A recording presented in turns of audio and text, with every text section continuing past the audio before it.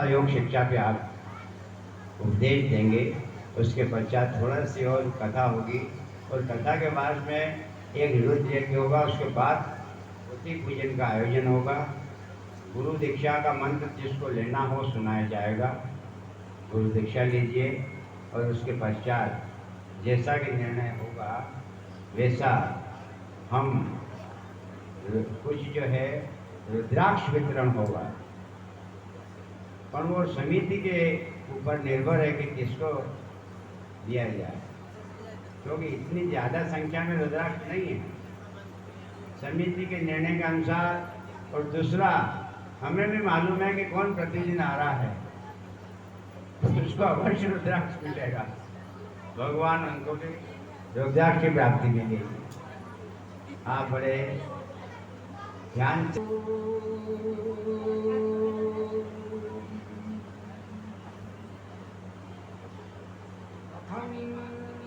अखण्डमण्डलाकारं व्याप्तं येन चराचरम्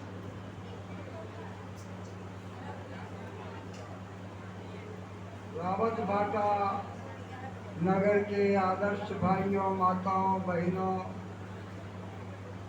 आप सभी बहुत बहुत पुण्यवान हैं। प्रभु की बहुत कृपा हुई जो आपको सभी को मनुष्य जन्म मिला। पुरुष ना जाने उसकी हार,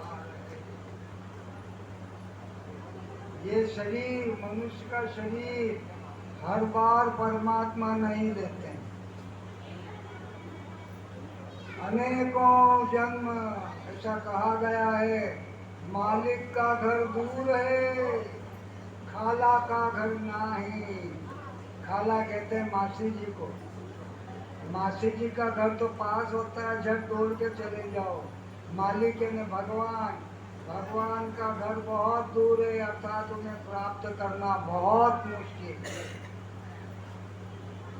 वैसे वो अधिक नजदीक, उससे अधिक नजदीक आपके शरीर में कोई नहीं है। इतना नजदीक से नजदीक है, लेकिन उसको पा लेना बहुत मुश्किल है। और जो उसको पा लेता है वो आनंद आनंद में मोक्ष गति को प्राप्त कर लेता है। और उसके लिए बहुत तपस्या करना पड़ती है। ऐसा कहा गया है, पति परमेश्वर सबके प्राणपति आरती में आता है। ये सबके प्राणों के पति, शरीर के पति नहीं, प्राणों के पति। तुम सबके प्राणपति, तुम अंतर्यामी। मैं मूर्ख खल कामी है, आरती में गाते हैं आप जय जगदीश्वर की आरती में। इसलिए उसको पाने के लिए बहुत प्रयत्न करना पड़ता है। योगस्थ कुरु कर्माणि सन्नम त्यक्त्वा धनंजय सिद्ध सिद्धियो समो भूत्वा समत्वम योग उच्यते। इसलिए स्त्री, पुरुष, बालक, बालिकाओं को थोड़ी बहुत देर भी और शरीर स्वस्थ रहे, इसलिए आसन अवश्य लगाना चाहिए। आसन, अब आसन में जो है धनुरासन है, मुक्त पद्मासन है और पश्चिमोत्तान आसन है, उत्तमोत्तम पाद आसन है, तरह तरह के धनुरासन है, तरह तरह के आसन योग शास्त्र में बतलाए गए हैं। इन आसनों को करना चाहिए है। ये हाथ पांव अच्छे हिले डुले, इसलिए इनको तरह तरह से हिलाना डुलाना।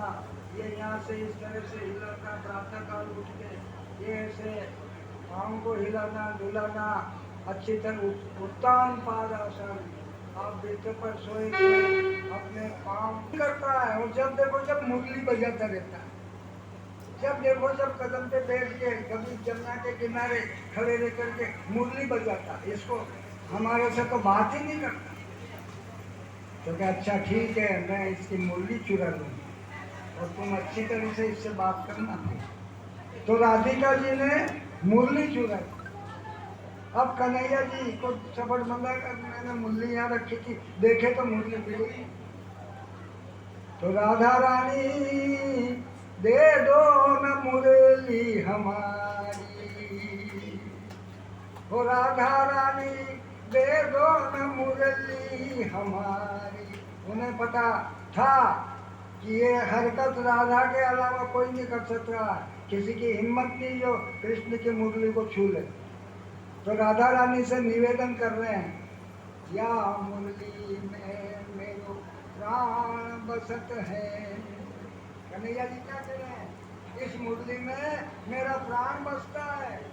या मुरली में मेरो प्राण बसत है, या इसे लाऊं गैया घेरी।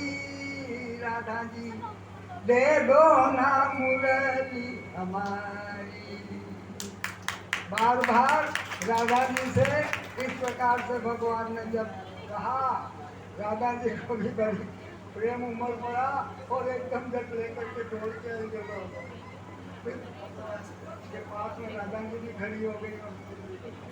तो इस प्रकार से ये कृष्ण भगवान की लीला बड़े आनंदकारी होती हैं। आप लड्डू गोपाल राधा कृष्ण की मूर्तियाँ घर में रख करके उन्हें अच्छी तरह से नहलाओ धुलाओ, अच्छे उनको वादा वस्त्र पहनाओ और उनके मिश्री का नैवेद्य लगाओ, उसमें तुलसी छोड़ो और पर्दा करो। कर्मा भाई पर्दा करना भूल गई थी, तो 3 दिन तक भगवान